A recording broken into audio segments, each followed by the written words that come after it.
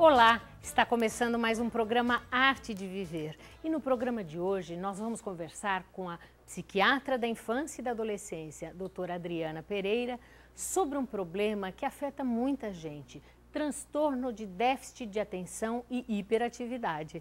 Tudo bom? Que prazer ter você aqui. Olha, faz muito tempo que eu quero chamar alguém para falar, porque na verdade muita gente tem e não sabe, não é verdade? Vamos começar então falando o que é esse transtorno de déficit de atenção. Bom, é um transtorno na vida de quem tem, porque ele acomete três principais áreas, que é a atenção, a hiperatividade e a impulsividade. Então, começa na infância, até uns 7 anos mais ou menos, a gente já identifica esses sinais e 60% dessas crianças vão ter, durante a fase adulta, também estes sintomas e com todos os prejuízos que acompanham este quadro. Então, quais são os sintomas? Na atenção, o que a gente vai observar? É um déficit na atenção, na verdade a criança tem uma dificuldade em regular a atenção, então ela está hiperconcentrada numa atividade que ela gosta muito, como por exemplo o videogame, ela é capaz de ficar horas, ou ela está completamente desligada e desatenta, que ocorre na sala de aula.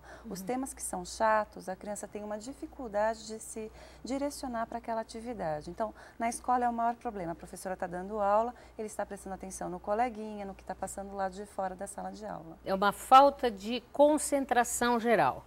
É. Mas não para o que interessa, porque muitas vezes os pais vão no consultório e falam assim, mas ele quando está brincando com tal videogame, ele fica ligado. Exatamente. A motivação, ela faz com que o cérebro se adapte e aí a gente tem o contrário, a hiperconcentração. Então a criança está lá jogando no videogame, a casa pode cair, a mãe se esgoelar de gritar chamando o nome e ele não vai ouvir, porque ele está focalizado naquela atividade, mas completamente alheio ao ambiente. Agora, além da atenção, o que mais afeta? Aí nós temos a hiperatividade. Que não é necessariamente, vamos dizer assim, ela não vai aparecer necessariamente. Pode ser que não, a gente tem o tipo predominante desatento, é aquele indivíduo que começa as atividades e não conclui, é aquela criança que é totalmente desorganizada nas tarefas diárias, então ela esquece o caderno, ela perde o atlas, o blusão da escola, ela não lembra o dia que ela tem prova, ela esqueceu de copiar a lição, então na hora que chega em casa ela nem lembra que ela tem lição de casa. É uma falta de organização no tempo e no espaço, exatamente, não é isso? Não tem noção de tempo, então tem a prova daqui 15 dias, ela não consegue planejar esses 15 dias, então ela deixa para cima da hora, ela lembra no dia da prova que ela tem prova e aquela correria para querer estudar ou fazer o trabalho de última hora. Então, em geral, a desatenção também engloba essa questão da desorganização e o planejamento de trabalho. Agora, Adriana, a hiperatividade, ela pode estar presente ou não?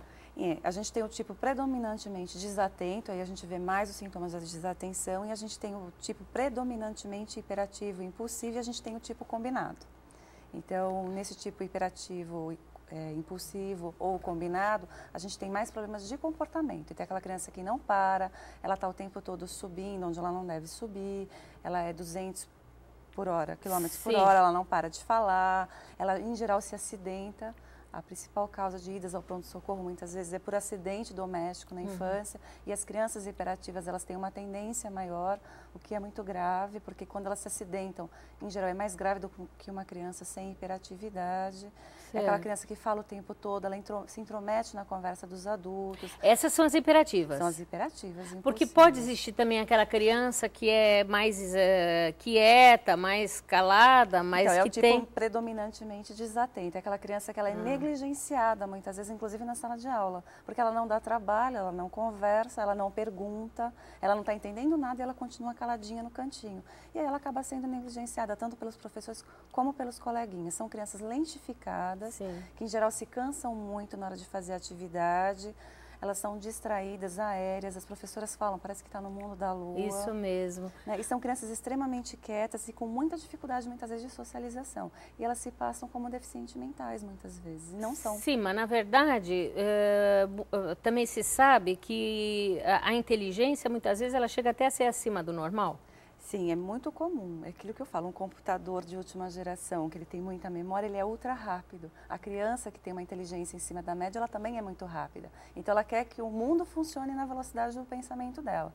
Então, por isso que elas acabam respondendo antes da pergunta ser concluída e respondem errado. Elas têm pressa, então, na hora de escrever, o pensamento já está na segunda questão, ela ainda está escrevendo a primeira, então ela acaba desistindo, ela se cansa rápido. Para ela, o mundo é em alta velocidade.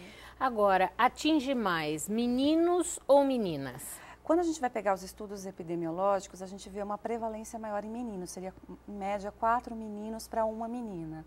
Mas clinicamente a gente observa que é quase a mesma prevalência, que as meninas, como elas são mais desligadas e desatentas, elas não aparecem, porque elas não são nem encaminhadas para os serviços médicos, porque são meninas que não atrapalham na sala de aula. Então, como eu falei, elas acabam sendo negligenciadas, elas acabam vindo para o tratamento ao redor de 12, 13, 14, 15 anos, às vezes nessa fase do ensino médio para a ida para o vestibular, que os pais ficam preocupados porque percebem que a criança tem o potencial, mas que isso não está aparecendo ao longo do tempo. E muito preocupado com o vestibular, eles acabam procurando ajuda médica.